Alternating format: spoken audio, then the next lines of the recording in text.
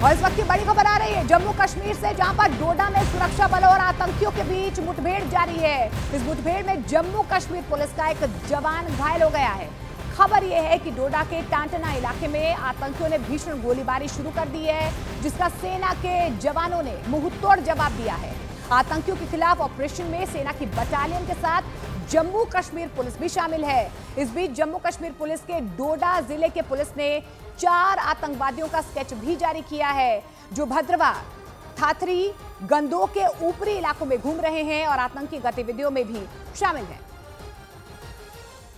तो बड़ी खबर आपको बता दें, जम्मू कश्मीर के डोडा में आतंकियों से मुठभेड़ की खबर सामने आ रही है। मुठभेड़ में जम्मू कश्मीर पुलिस का हेड कांस्टेबल घायल भी बताया जा रहा है। इस बीच आपको बता दें, डोडा पुलिस ने 4 आतंकियों के स्केच भी जारी किए हैं।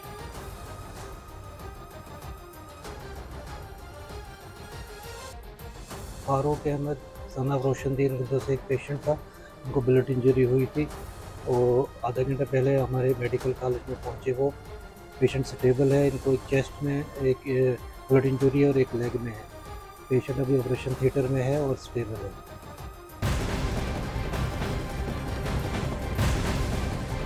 उधर जम्मू कश्मीर के कठुआ जिले में आतंकियों के खिलाफ जवाबी कार्रवाई करते हुए सेना के जवानों ने 2 आतंकियों को मौत के घाट उतार दिया है। इस मुठभेड़ में सीआरपीएफ का एक जवान शहीद हो गया। खबर यह भी है कि आतंकी किसी बड़े हमले को अंजाम देने की फिराक में थे, लेकिन वक्त रहते सुरक्षा बलों ने उनकी नापाक साजिश को नाकाम कर दिया। तो बड़ी खबर आपको बता दें, जम्मू कश्मीर के कठुआ से ये बड़ी खबर है, जहां पर 2 आतंकी ढेर किए गए हैं। जानकारी भी मिल पा रही है कि आतंकियों से मुठभेड़ में सीआरपीएफ का एक जवान भी शहीद हो गया।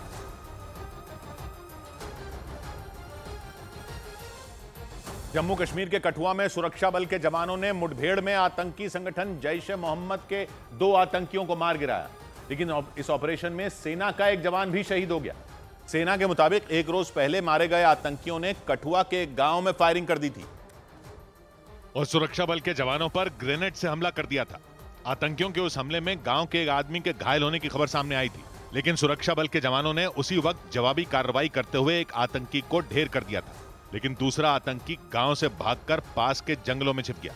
इसके बाद पुलिस ने उस आतंकी को मार गिराने के लिए सर्च ऑपरेशन शुरू किया और फिर कई घंटों की तलाशी के बाद उसे भी एनकाउंटर में ढेर कर दिया गया। 2 आतंकवादियों को मार गिराया गया है और अभी सर्च ऑपरेशन इलाके में चल रहा है। सेना के मुताबिक मारे गए दोनों आतंकी जैश-ए-मोहम्मद से जुड़े थे।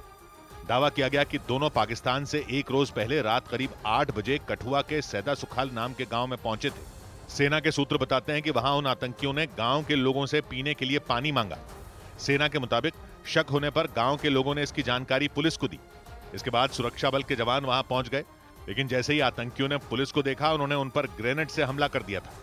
सुरक्षा बल के जवानों ने उसी दौरान एक आतंकी को ढेर कर दिया था। बाद में कई घंटों के सर्च ऑपरेशन के बाद दूसरे आतंकी को भी मार गिराया गया। सेना के मुताबिक मारे गए आतंकियों के पास से आधुनिक हथियारों का जखीरा मिला, जिससे यह अंदाजा लगाया गया कि दोनों आतंकी लंबी लड़ाई लड़ने की तैयारी के साथ पाकिस्तान से जम्मू कश्मीर में दाखिल हुए थे, क्योंकि उनके पास न सिर्फ आधुनिक हथियार थे, बल्कि वो दवाइयां, इंजेक्शन, खाने के लिए ड्राई फ्रूट और पाकिस्तानी चॉकलेट साथ लेकर आए थे। इसके अलावा उन दोनों के पास से एक सैटेलाइट फोन और 1 लाख भारतीय रुपए भी मिले। इसी वजह से यह दावा किया गया कि आतंकी बड़े हमलों की प्लानिंग और लंबे वक्त तक भारत में रहने की तैयारी के साथ आए थे। सेना के सूत्रों के हवाले से खबर है कि 4 आतंकी पाकिस्तान से भारत में घुसे थे और उनमें 2 आतंकियों को सेना ने ढेर कर दिया।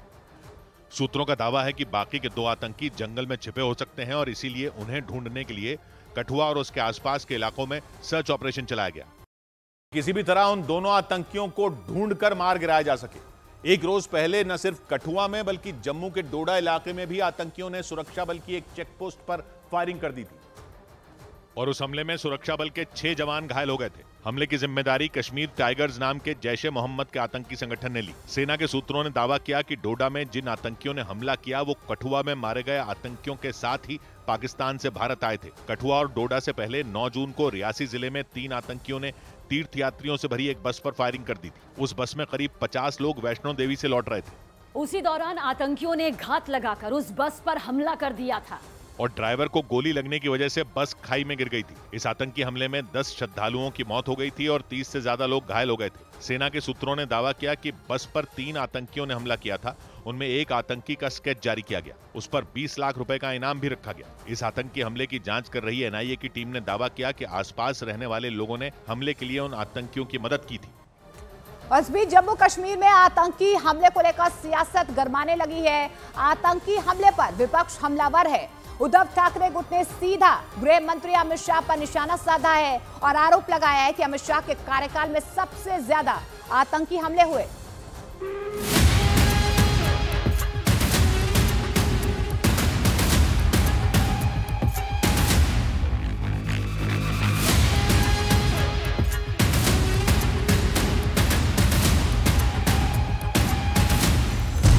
जम्मू कश्मीर में आतंकी हमलों पर सियासत।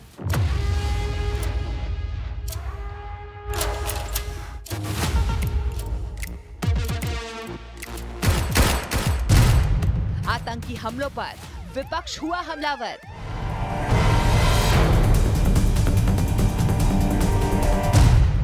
विपक्ष का गृह मंत्री अमित शाह पर तंज।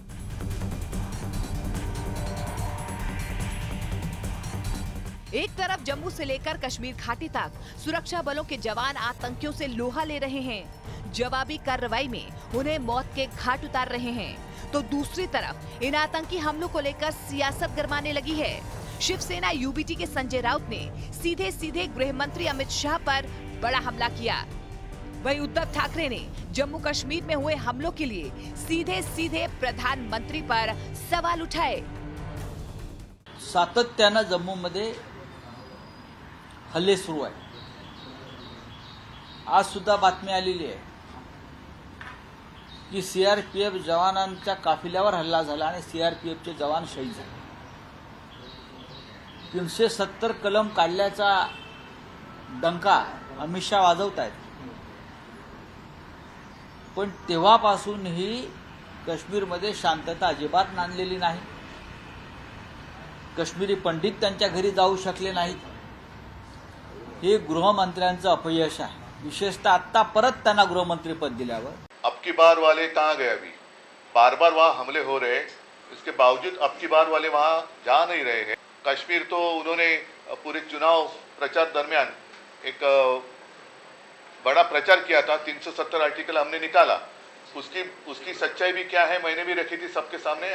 क्या फर्क पड़ा है कश्मीर में? जाने तो जा रही है और ये तो व्यस्त है। सरकार हमने कितने बार, तीसरी बार सरकार स्थापन किया।